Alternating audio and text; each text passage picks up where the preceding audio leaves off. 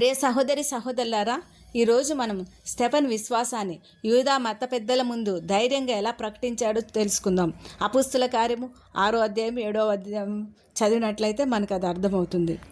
సంఘంలో పేద వితంతువులకు ఆహారం పెట్టడానికి పరిచర్య నిమిత్తము స్టెఫెన్ను నియమించారు. దైవభక్తి గలవాడై స్టెఫెను విశ్వాసంతో పరిశుద్ధాత్మ జ్ఞానంతో నిండినవాడే ప్రజల మధ్య మహత్కార్యాలు గొప్ప సూచక్రియలు చేస్తున్నాడు. సమాజంలో కొందరికి అసూయ కలిగి స్టెఫెన్ తిరస్కరించి అతన్ని మాట్లాడుతున్నప్పుడు అతడు అగుపరిచే జ్ఞానాన్ని అతన్ని ప్రేరేపించిన ఆత్మను వారు ఎదిరించలేకపోయారట. స్టెఫెను కృపతో బలంతో నిండినవాడే. అతనికి ఆ జ్ఞానము ఎక్కడిదని యూదుల సభలోని వారు అతన్ని ఎదిరించలేక అతన్ని మోషేకు దేవాలయానికి వ్యతిరేకంగా దూషణలు మాటలు పలుకుతున్నాడని అబద్ధ సాక్షులు నిలబెట్టారు. అయినా స్టెఫెను ముఖం చూసినప్పుడు ఆ సభలోని వారందరికీ ఆశ్చర్యం అనిపించింది. అతని ముఖము దేవదూత ముఖం వల్లే ప్రకాశించిందంట. ఈ మాట నిజమేనా అని అడిగినప్పుడు స్టెఫెను ఇశ్రాయేళ్ల చరిత్రను గుర్తు చేస్తూ సుదీర్ఘమైన సమాధానం చెప్పాడు. దేవుడు కేవలం ఒక ఆలయానికే పరిమితం కాదని, యూదులు ఎల్లప్పుడూ దేవుని ప్రవక్తలను ఎదిరించారని నిరూపించాడు.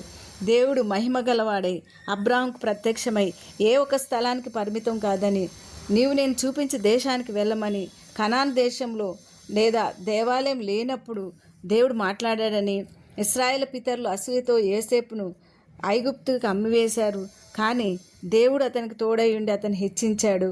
అక్కడ తమ రక్షకుడైన యోసేపును ఎలా తిరస్కరించారో అట్లాగే యూదులు యేసును కూడా తిరస్కరించారని స్టెఫెను సూచించాడు.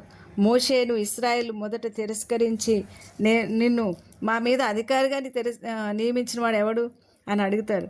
కానీ దేవుడు అదే మోషేను విమోచకుడిగా పంపాడు. అరణ్యంలో వారు మోషే మాట వినకుండా బంగారు దూడను చేయించి విగ్రహాల వైపు తిరిగినప్పుడు వారు బబులోను చేతికి అప్పగింపబడ్డారు.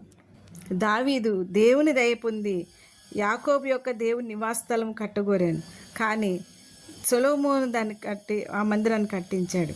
అయినను ఆకాశం నా సింహాసనం, భూమి నా పాదపీఠం. మీరు నా కొరకు ఎలాంటి మందిరం కట్టుదురు? నా విశ్రాంతి స్థలం ఏది? ఇవన్నీ నా హస్తకృతములు కావా అని ప్రభు చెప్తున్నాడు అని ప్రవక్త పలికిన ప్రకారము సర్వోన్నతుడు హస్తకృతాలయంలో నివసింపడు అని ప్రవక్తల ద్వారా స్టెఫెను స్పష్టంగా చెప్పాడు ప్రవక్తల మాటల్ని. చివరగా స్టెఫెను ధైర్యంగా, ముష్కర్లారా, హృదయములను చెవులను దేవుని వాక్యమునకు లోబర్చని వారులారా, మీ పితరుల వలె మీరును ఎల్లప్పుడూ పరిశుద్ధాత్మను ఎదిరించున్నారు అని గద్దించాడు. వారు నీతిమంతుడైన యేసుక్రీస్తుని సిలువ వేసి ద్రోహులయ్యారని తేల్చి చెప్పేశాడు.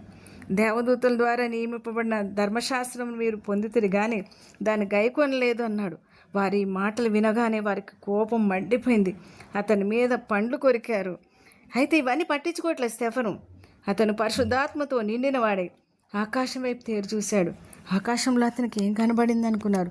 ఆయన దేవుని మహిమను, దేవుని కుడిపార్శ్వమందు నిలిచి ఉన్న యేసును చూశాడు. స్టెఫెను చేర్చుకొనడానికి ఆయన నిలబడి ఉండటం చూచాడని చెప్తాడు. అప్పుడు వారికి ఇంకా వారి ముఖం ఏమైపోతుందంటే, వారు పెద్ద పెద్ద కేకలు వేసి చెవులు మూసుకొని ఏకంగా అతని మీద పడి పట్నపు వెలుపలికి స్టెఫెన్ను ఈడ్చుకొని పోయారు. వెళ్ళగొట్టి రాళ్ళతో కొట్టారు. రాళ్ళతో కొడుతున్నప్పుడు స్టెఫెను 2 ముఖ్యమైన ప్రార్థనలు చేశాడు. మొదటిది, యేసుప్రభా నా ఆత్మను చేర్చుకొనమని. రెండోది, మోకాళ్ళుని ప్రభువా వారి మీద ఈ పాపం మోపకమని పలికాడు. కష్టకాలంలో నిలబడటానికి మానవ శక్తి సరిపోదు. పరిశుద్ధాత్మ శక్తితో నింపబడి పరలోకం వైపు చూశాడు.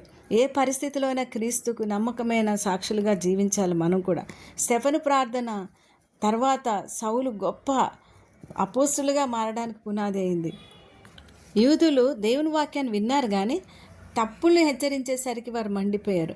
మనం కూడా కోప్పడకూడదు. తప్పుల్ని మనం సరిచేసుకోవాలి కానీ లోబడాలి కానీ కోప్పడకూడదు. అబద్ధపు ఆరోపణలు, ప్రాణభయం ఉన్నప్పటికీ స్టెఫెను సత్యాన్ని ప్రకటించడానికి వెనుదీయలేదు.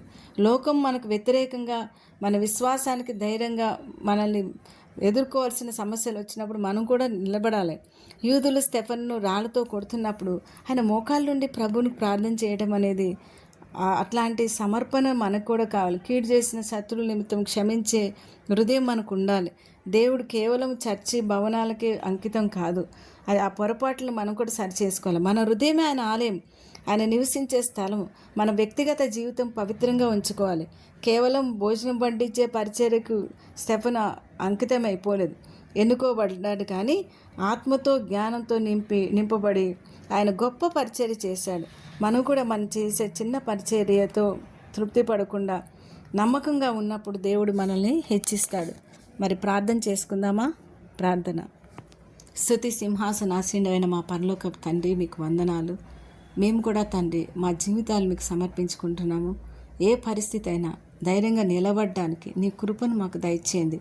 మమ్మల్ని ఎదిరించే పరిస్థితులు ఎన్నో మా మీదకి వచ్చినప్పుడు తండ్రి, నీ ఆత్మ లేకపోతే మేము జీవించలేమని తెలుసుకున్నాం ప్రభా. నీ ఆత్మతో మమ్మల్ని నింపుమని యేసు నామమున అడుగుచున్నాం తండ్రి. ఆమేన్.